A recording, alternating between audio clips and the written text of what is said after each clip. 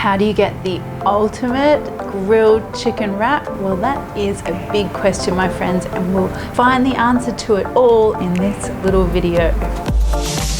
Okay, key number one for the best grilled chicken wrap ever is to get as much flavor as possible into that chicken. So we're starting off with a marinade, and I happen to be using my Marion's Kitchen Smoky Sriracha and Lime Marinade because I love the recipe so much. I bottled it for you guys. Now, put that in with your chicken. You can use breast, you can use thigh. I'm a thigh girl, so I'm using thighs with the skin on, but that's totally up to you. Now, if you've got a marinade with a really intense flavor like mine, then 10 minutes resting is probably all you need, but you know what? Overnight would be even better. Okay, secret tip number two, guys, sprinkles. A spicy sprinkle. Everything is better with a spicy sprinkle. This one's super easy. It's spicy, it's limey, it's salty, really easy to put together. Now, you want to get your chicken out of the marinade, pop it out onto a tray, and just put half of that sprinkly goodness all over the chicken because we want to save the other half for later. Now check out that color, that is so epic.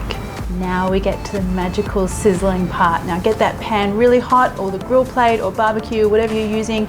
Get that chicken on there and let it do its thing. You want that charriness on the outside of that chicken before you flip it. I like to get a lid or something heavy and put it on top, and that way you're getting more of that chicken coming into contact with that really hot pan. Now flip that chicken over, and all you want to do now is turn the heat down a little and just let that chicken cook all the way through.